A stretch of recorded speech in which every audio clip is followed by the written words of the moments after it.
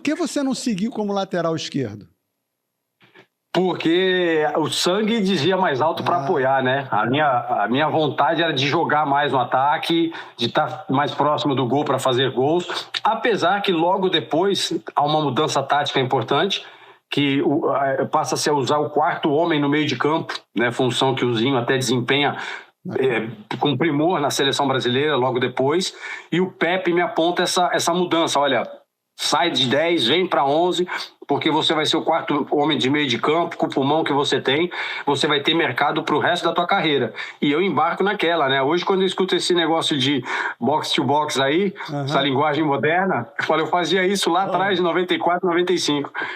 O motorzinho já estava no box. Pois é. Olha aqui, você passou de passagem pelo Fluminense quando falou agora há pouco. Vice-campeão da Copa do Brasil contra o Internacional. E foi polêmico o jogo, né? O da derrota. Muito polêmico, né? Porque o Pinga dá uma entrevista dizendo que, e a gente escuta isso no vestiário numa rádio, que ele falou, eu fiz a minha parte, né? Eu me joguei, o árbitro deu. E aí, o Pinga fala isso e o Célio Silva bate o pênalti, ele erra o chute, ele chuta um pouco do chão, a bola sai mascada, mas ele acaba enganando o goleiro, porque ele tinha muita potência. Nosso goleiro acha que a bola vai para um lado e acaba indo por outro, pelo erro dele na pegada na bola, ali na batida da bola. E a gente perde uma final que foi injusta, né?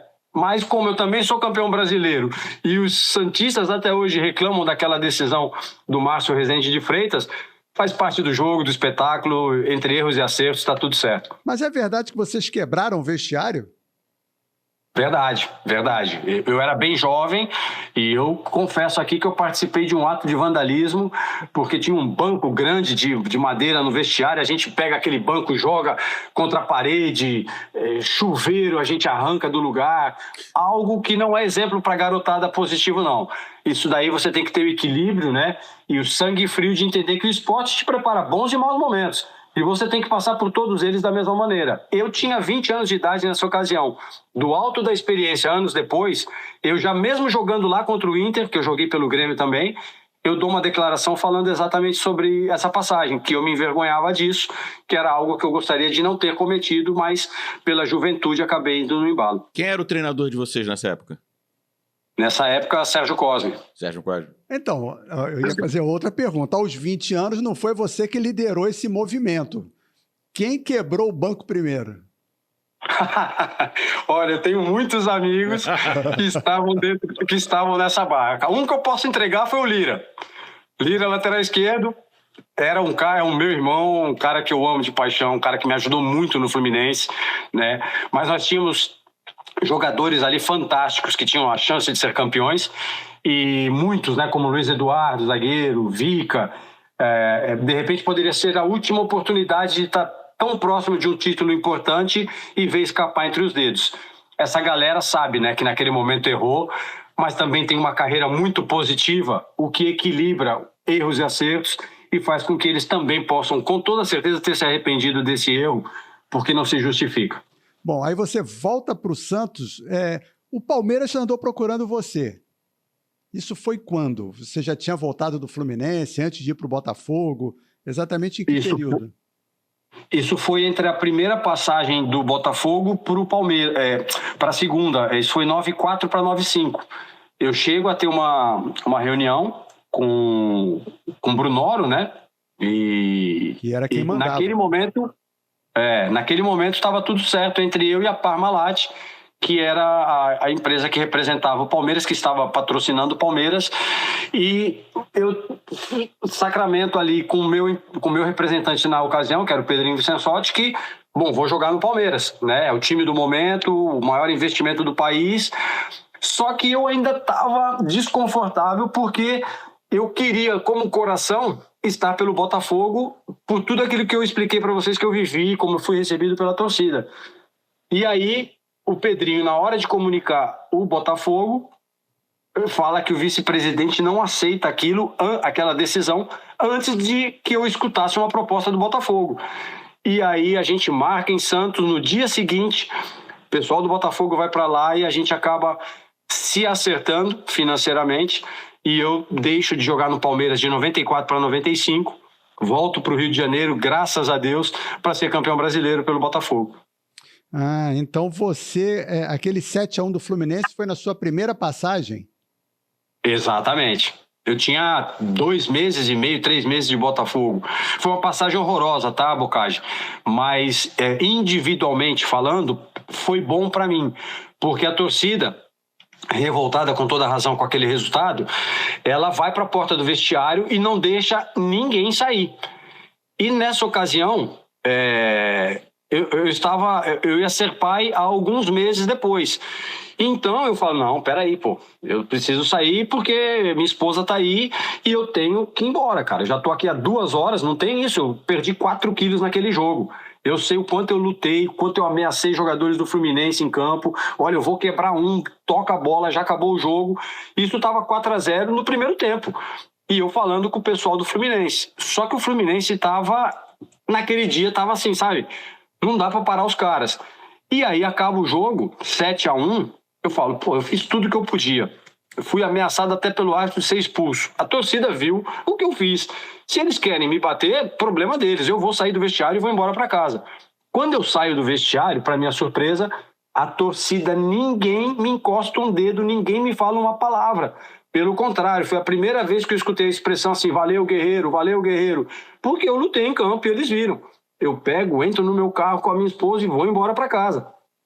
Só que o pessoal que sai depois, alguns companheiros tiveram problemas com a torcida. Então eu percebo que ali começa a ter uma afinidade maior entre eu e o torcedor botafoguense, o que me dá a mesma condição logo ali na frente de me tornar capitão do time.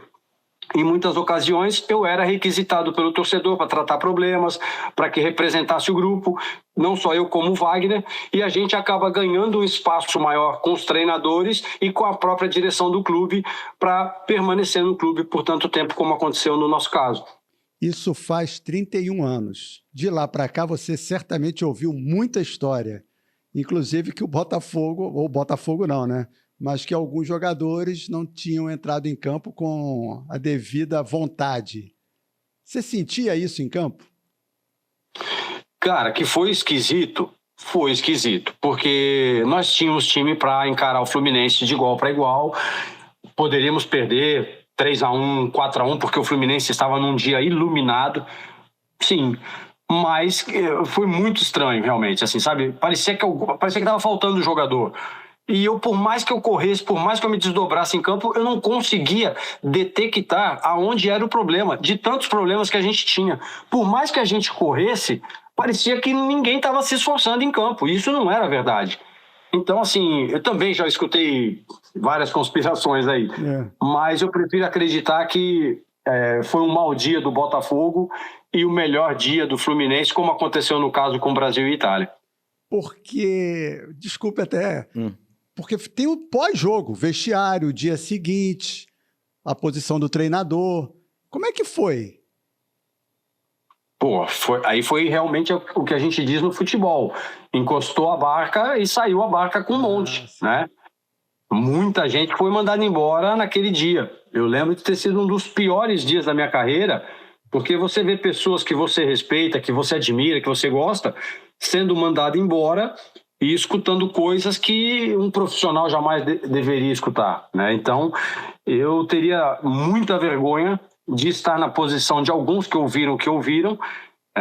Isso foi uma coisa interna que jamais alguém vai falar, mas eu acho que sempre que um profissional entra em campo, ele tem que deixar o melhor dele em campo justamente para que ele não passe por situações como aquela.